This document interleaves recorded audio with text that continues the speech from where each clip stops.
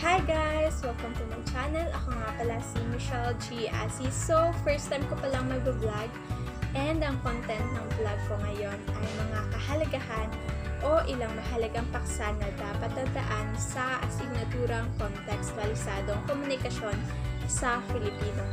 Pero bago tayo dumako sa mahalagang paksa na dapat nating tandaan, bigyang kahulugan muna natin ang asignaturang kontekstwalisadong komunikasyon sa Filipino. So, ano nga ba ang kontekstwalisadong komunikasyon sa Filipino o CONCOMFIL? Ang kontekstwalisadong komunikasyon sa Filipino ay isang praktikal na kursong nagpapalawak at nagpapalalim sa kontekstwalisadong komunikasyon sa wikang Filipino ng mga mamamayang Pilipino sa kani-kanilang lugar or komunidad sa partikular at sa buong lipunang Pilipino sa pangkalahatan.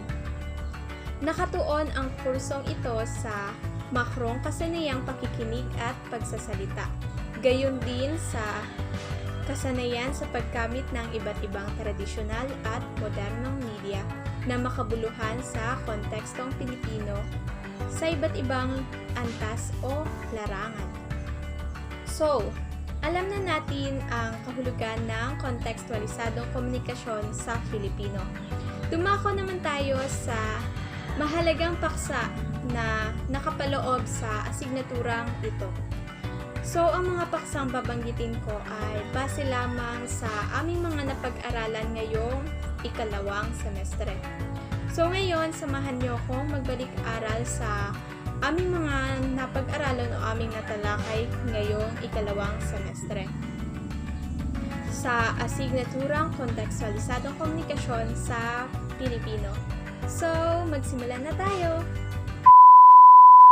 Unang paksa, formal at di-formal na mga salita. Sinasabi na may dalawang kaantasan ng mga salita. Ito ay ang formal at di-formal na mga salita. Bigyang kahulugan natin ang dalawang kaantasan ng mga salita. Unahin na natin ang formal. Formal na mga salita, ito ay mga salitang standard dahil ito ay kinikilala, tinatanggap, at ginagamit ng mga karaniwang nakapag-aral ng wika. Ito rin ay karaniwang ginagamit sa paaralan at iba pang may pangkapaligiran intelektual. Ang formal na mga salita ay may dalawang uri. Ito ay pambansa at pampanitikan. Pambansa, ito ay mga salitang ginagamit sa aklat at babasahing ipinalalabas sa buong kapuluan at sa lahat ng paaralan. Ito ang wikang gamit ng pamahalaan at wikang panturo sa mga nagsisipag-aral. Pangalawang uri naman ay ang pampanitikan. Ito naman ay mga salitang matatayog, malalalim, makukulay at sadyang mataas ang uri. Karaniwang gumagamit ng ganitong salita o wika ay ang mga manunulat at taludwika. So, dumako naman tayo sa ikalawang kaantasan ng mga salita o ang di-formal na mga salita. Ang di-formal na mga salita, ito naman ay mga salitang karaniwan at madalas nating ginagamit sa pang-araw-araw na pakikipag-usap at pakikipagtalastasan sa mga kakilala at kaibigan. Kung ang formal na mga salita ay may dalawang uri, ang di-formal naman ay may tatlong uri. Ito ay ang lalawiganin, balbal o slang, at kolokyal. So, isa-isahin natin ang mga ito batay sa kanilang kahulugan. Una, lalawiganin. Ito ay salitang kilala at saklaw lamang ng pook na pinaggagamitan nito. Mapapansin natin ito dahil iba ang pagbigkas at kakaiba rin ang tono nito. So, magbibigay ako ng halimbawa. Kung sa Tagalog, aalis, sa Bicolano or Bicol naman ay mahali. Pangalawa naman ay ang balbal o slang. Ito naman ay salitang kanto o salitang kalye na nung una hindi ito tanggap ng karamihan dahil lalo na yung mga taong nasa posisyon at nakapag-aral ng wika. Ngunit kalaunan, tinanggap na rin ito at ginagamit na rin ng karamihan. Halimbawa ng mga salitang ito ay sa pulis, gagawing balbal, parak. Sa tomboy, tibo. So, dumako na tayo sa pangatlong uri. Ito ay ang kolokyal. Ang kolokyal naman ay mga salitang ginagamit sa pang-araw-araw na pakikipagtalastasan, ngunit may kagaspangan at pagkabulgar. Bagamat may anyong repinado at malinis ayon sa kung sino ang nagsasalita. Halimbawa dito ay ang formal na salitang mayroon. Kung sa gagawing kolokyal, magiging meron. Kung aywan, magiging ewan. Sa akin, sakin. Yun, yung mga ganong halimbawa is halimbawa ng kolokyal. Ikalawang paksa, konotasyon at denotasyon. So, ano nga ba ang pagkakaiba ng konotasyon at denotasyon? Ang denotasyon kasi ay isang literal na kahulugan o karaniwang nakikita natin sa diksyonaryo ang kahulugan nito. Ito rin ay ginagamit sa pinakakaraniwan at simpleng pahayag.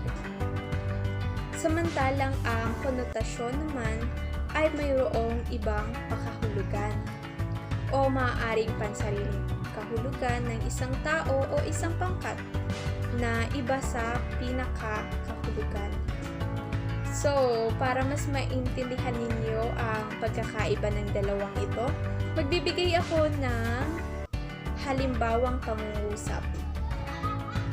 Unang halimbawa ay pagong kung lumakad ang bata. Pangalawang pangungusap, may alagang pagong ang batang lalaki. Ang unang pangungusap, matutukoy siya bilang konotasyon. Ang pangalawang pangungusap naman, matutukoy siya bilang denotasyon. Bakit naging konotasyon ang unang pangungusap? Sapagkat ang inilalarawan ang bata bilang o parang isang pagong dahil babagal o makupad ito maglakad. Doon naman sa pangalawang pangungusap, bakit naman siya naging denotasyon? Sapagkat tinutukoy dito na isang uri ng hayop ang pagong na inaalagaan ng batang lalaki. Yun lamang ang pagkakaiba ng konotasyon at denotasyon. Pangatlong paksa, malikhaing pagsulat. So, ang likha sa malikhaing pagsulat ay paggawa ng anuman buhat sa isang bagay o buhat sa wala. Ang dinamikong katangian ng likha na may pagkilos ay lagpas pa sa mga posibilidad. Kaya maaari nitong gawing meron ang wala o gawing presence ang absence. Halimbawa na lamang, tayong mga Pilipino, alam naman natin na kilala tayo sa pagiging malikhain. Kaya nagagawa natin ang simpleng bagay na maging extraordinary. O ano naman ang haraya sa malikhaing pagsulat? So, ang haraya sa makutuwid ito ay ilusyon, bisyon, at imahinasyon. Ilusyon, Ito yung pangarap, vision, natatanaw o napapanaginip at imahinasyon, konseptong nabubuo. Ito yung mga bagay na kadalasang hindi totoo. Pang-apat na paksa, verbal at di-verbal na komunikasyon. Sinasabi na ang komunikasyon ay may dalawang uri, verbal at di-verbal na komunikasyon. Verbal, ito ay komunikasyong pasalita o gumagamit ng tinig. Ito ay komunikasyon sa paraang pasalita at pasulat. Ang di-verbal, ito naman ay komunikasyon na gumagamit ng simbolo, senyales ng kamay, na siyang ginagamit upang makipagtalastasan. Kasama rin dito ang kumpas ng kamay, galaw ng katawan, at ekspresyon ng mukha. Panglimang paksa, mga tiyak na sitwasyong pangkomunikasyon gamit ang wika. Una, pag-uulat. Ito ay isang gawaing sumasaklaw sa pagtatalakay ng isang tiyak na paksa sa maliit at malalaking pangkat na karaniwang natatapos sa loob lamang ng 15 hanggang 20 minuto. Pangalawa, forum. Ang forum o pangkatang pagpupulong ay pagtitipon ng isang pangkat na may magkatulad sa katangiang sosyal, edukasyonal at maging kultural at may layuning magplano at magkausap-usap hinggil sa mahalagang paksa na karaniwan sa bawat isa. Umako na tayo sa pangatlo, ang seminar. Ang seminar daw ay nangangahulugang isang lugar kung saan nakakatuto ka ng mga bagong kaalaman patungo sa iyong pag-unlad. Ang Tagalog daw ng salitang seminar ay binhisipan. Ang salitang ito ay nanggaling sa dalawang salita na binhi at isipan. Sunod naman ay ang lecture. Lecture, ito ay isang uri ng pagsasalita na nagmula sa salitang lektura, na ang ibig sabihin ay pagbabasa. Ang sining ng mahusay na at magalang na pagsasalita sa publika tungkol sa mahalagang paksa, luma man o napapanahon, para mabatid, magturo, manghimok, magpaaksyon, o mangaliw. Ito ay naglalayon na makapagturo o makapagtanghal at maghatid ng isang ideya sa tao. Ang mga aralin ay ginagamit upang maging kritikal na impormasyon, kasaysayan ng mga teorya at equation. So, yun lamang ang 5 mahalagang paksa na aking ibabahagi sa asignaturang kontekstualisadong komunikasyon sa Filipino. Sana may natutunan kayo sa video ito, and please subscribe to my channel and click nyo na rin yung notification bell para updated kayo sa mga susunod ko pang videos. And bago matapos ang video ito, gusto ko lang magpasalamat sa aming guro, Ma'am Rena De Leon, sa buong semestre ng inyong pagtuturo at pagbabahagi sa amin ng inyong kaalaman at karanasan. Maraming salamat po, and yun lamang po, at maraming salamat din sa mga nanood ngayon. Paalam!